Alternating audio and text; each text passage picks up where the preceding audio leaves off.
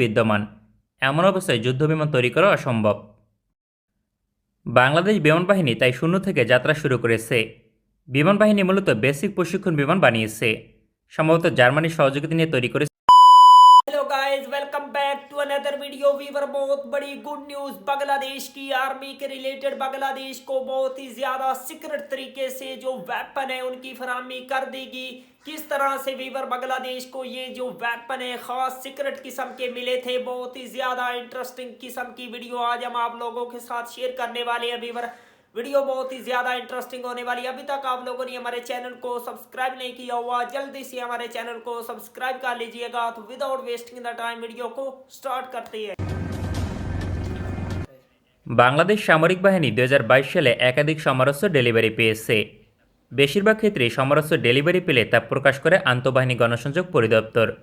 তবে গুরুত্বপূর্ণ এবং কৌশলগত সমরাস্ত্র হলে তা গোপন রাখে প্রতিরক্ষা দপ্তর, যার সবচেয়ে বড় উদাহরণ সার্বিয়া থেকে বিশাল পরিমাণ গোলাবারুদ পেয়েছে বাংলাদেশ সেনাবাহিনী। বিষয়টি প্রতিরক্ষা দপ্তর পরিপূর্ণভাবে গোপন রেখেছিল, অর্থাৎ কত সালে গোলাবারুদ অর্ডার দিয়েছিল তা প্রকাশ করেনি। 2022 সালে সার্বিয়া 3টি চালান ডেলিভারি প্রদান করে, যেখানে প্রায় 40 টন গোলাবারুদ ছিল। বাংলাদেশ সেনাবাহিনী এই তথ্য প্রকাশ করেনি, কারণ গোলাবারুদ মজুত করা সেনাবাহিনীর কৌশলগত পদক্ষেপ। বাংলাদেশের সাধারণ মানুষ এই তথ্য কোনোভাবেই জানত না। তবে চতুর্থ চালান ডেলিভারি পাওয়ার সময় বাংলাদেশের গোলাবারুদ নিয়ে বিমান বিধ্বস্ত হয়। পরবর্তীতে এ বিষয়ে বিস্তারিত তথ্য প্রকাশ করে সার্বিয়ার প্রতিরক্ষা দপ্তর। একইভাবে বাংলাদেশ সামরিক বাহিনী একাধিক সমরাস্ত্র ডেলিভারি পেয়েছে, তবে কৌশলগত কারণে তা অফিসিয়ালি প্রকাশ করেনি। সাম্প্রতিক সময়ে বাংলাদেশ সামরিক বাহিনীর একাধিক উচ্চপদস্থ কর্মকর্তা সাক্ষাৎকারে অনেক তথ্য প্রকাশ করেছেন, যার থেকে প্রমাণিত হয় একাধিক নতুন সমরাস্ত্রের ডেলিভারি পেয়েছে বাংলাদেশ, তবে অফিসিয়ালি পূর্বে তা প্রকাশ করেনি। গত 21শে নভেম্বর 2022 সালে একটি সাক্ষাৎকার প্রদান করেন এয়ার কমডোর মোহাম্মদ আসাদুজ্জামান, যেখানে তিনি নিশ্চিত করেছেন বাংলাদেশ বিমান বাহিনী অ্যাটাক ড্রোন ডেলিভারি পেয়েছে। আমরা অলরেডি আমাদের আনম্যান air system, combat আনম্যান air system নিয়ে এসেছি। অথচ বাংলাদেশ বিমান বাহিনী কত সালে অ্যাটাক ড্রোন অর্ডার দিয়েছে তা প্রকাশিত হয়নি। চলতি বছর 2022 সালে অ্যাটাক ড্রোন ডেলিভারি পায় বাংলাদেশ বিমান বাহিনী, তবে কোন দেশ থেকে এবং কী ধরনের অ্যাটাক ড্রোন কিনেছে এ বিষয়ে তথ্য প্রকাশ করেনি।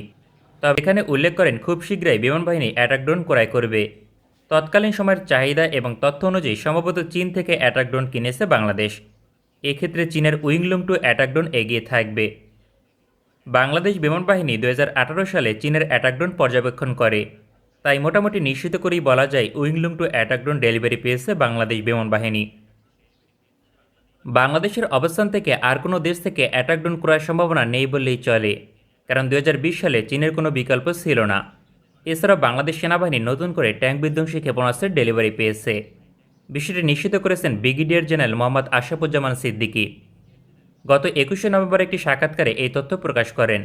তার তথ্য অনুযায়ী বাংলাদেশ সেনাবাহিনী অ্যান্টি ট্যাঙ্ক গাইডেড মিসাইল নিয়ে অনেক বেশি আগ্রহী, কারণ ভৌগোলিক অবস্থান অনুযায়ী দেশের নিরাপত্তা নিশ্চিত করতে হলে বিপুল পরিমাণে ট্যাঙ্ক বিধ্বংসী ক্ষেপণাস্ত্র লাগবে, কারণ ভারতের মতো বৃহত্তম রাষ্ট্র আক্রমণ করলে তাকে মোকাবেলা করতে হবে। এমন অবস্থায় হাজার হাজার অ্যান্টি ট্যাঙ্ক গাইডেড মিসাইল প্রয়োজন। তাই বিভিন্ন দেশ থেকে নতুন নতুন ট্যাঙ্ক বিধ্বংসী ক্ষেপণাস্ত্র অর্ডার দিচ্ছে বাংলাদেশ সেনাবাহিনী। সাম্প্রতিক সময় স্পেন থেকে ট্যাঙ্ক বিধ্বংসী ক্ষেপণাস্ত্র অর্ডার দিয়েছিল, তবে এই অস্ত্র ইতিমধ্যে ডেলিভারি পেয়েছে কিনা তা বলা কঠিন, কারণ এখনও পর্যন্ত 1 বছর অতিক্রম করেনি। তবে স্বল্প পরিসরে অর্ডার দিয়েছিল, তাই এরই মধ্যে ডেলিভারি পাওয়া সম্ভব। সেনাবাহিনী স্পেন থেকে 100টি লঞ্চার এবং 500টি ট্যাঙ্ক বিধ্বংসী রকেট পাবে।